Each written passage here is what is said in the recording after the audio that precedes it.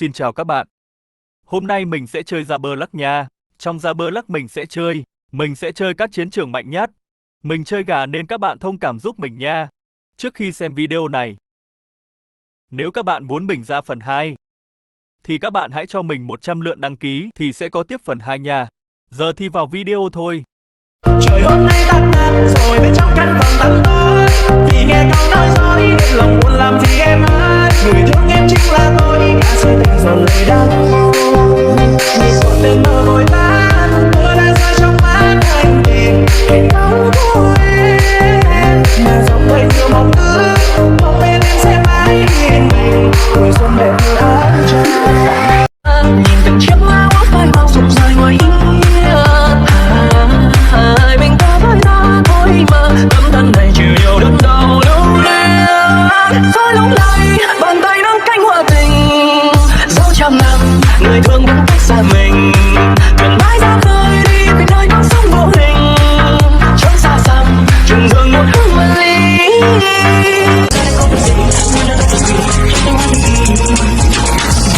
Em má nở khoe hồng, ngày mai nữa em theo chồng, và tô má em đêm hồng ngồi đắn đau lòng. Chắc đành vậy cạnh tôi thấy em buồn, tôi chắc đành lòng nhìn môi mắt em sầu. Thương lắm rồi giờ đành buông để người đi, tôi sầu.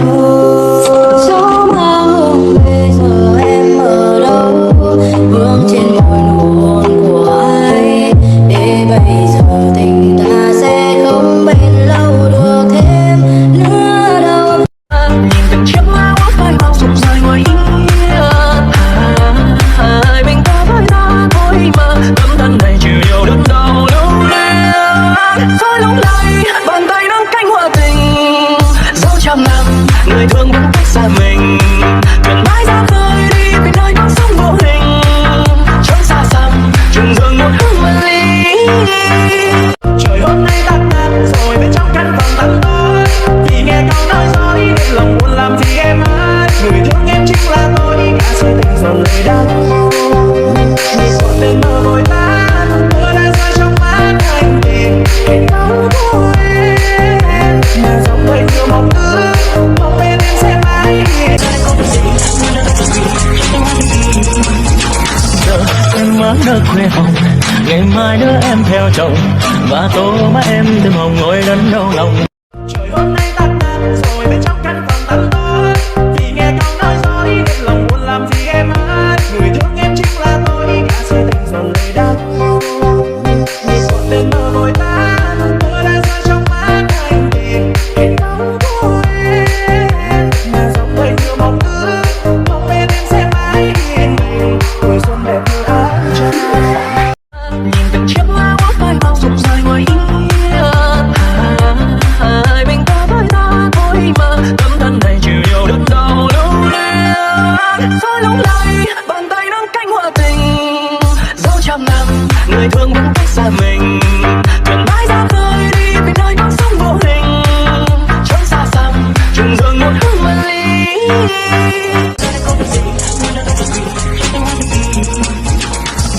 Em má nở khoe hồng, ngày mai nữa em theo chồng, và tô má em đêm hồng ngồi đắn đau lòng.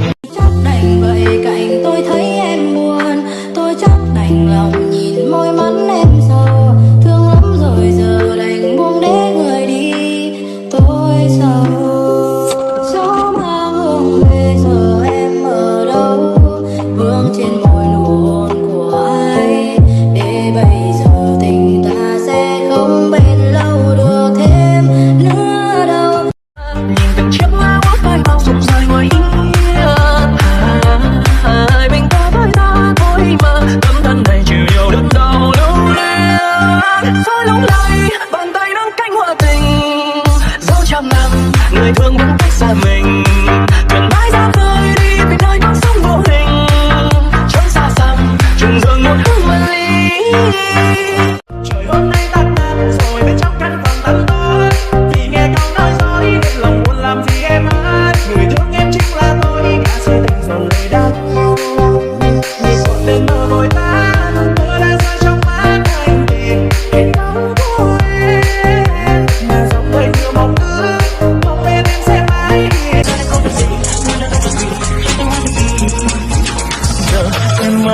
khuê hồng, ngày mai nữa em theo chồng và tô má em thơm hồng ngồi lẫn đau lòng. Trời hôm nay tắt rồi bên trong căn phòng tăm tối, vì nghe câu nói dối nên lòng buồn làm gì em ơi. Người thương em chính là tôi, cả si tình dồn lời đau. Người còn tên mơ vội tan, mưa đã rơi trong mắt anh tìm hình bóng của em. Mà dòng đời nhiều mong ước, mong bên em sẽ mãi yên bình, mùa xuân đẹp như áo trắng. Nhìn từng chiếc lá úa phai màu rụng rơi ngoài hiên,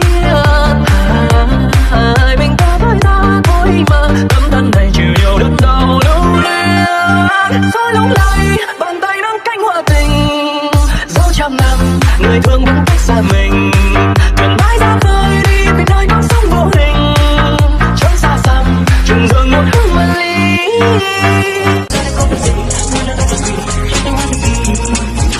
Giờ em má nở khuê hồng, ngày mai nữa em theo chồng và tô má em thơm hồng ngồi lẫn đau lòng. Chắc đành vậy cạnh tôi thấy em buồn, tôi chắc đành lòng nhìn môi mắt em sầu. Thương lắm rồi giờ đành buông để người đi, tôi sầu. Gió mang hương về giờ em ở đâu, vương trên môi nụ hôn của ai.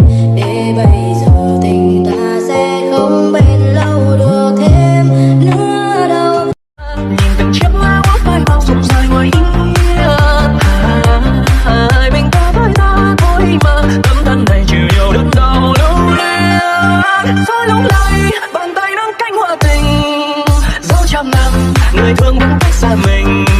Thuyền mãi ra khơi đi về nơi bóng sống vô hình, trốn xa xăm trường dương một hương mân ly.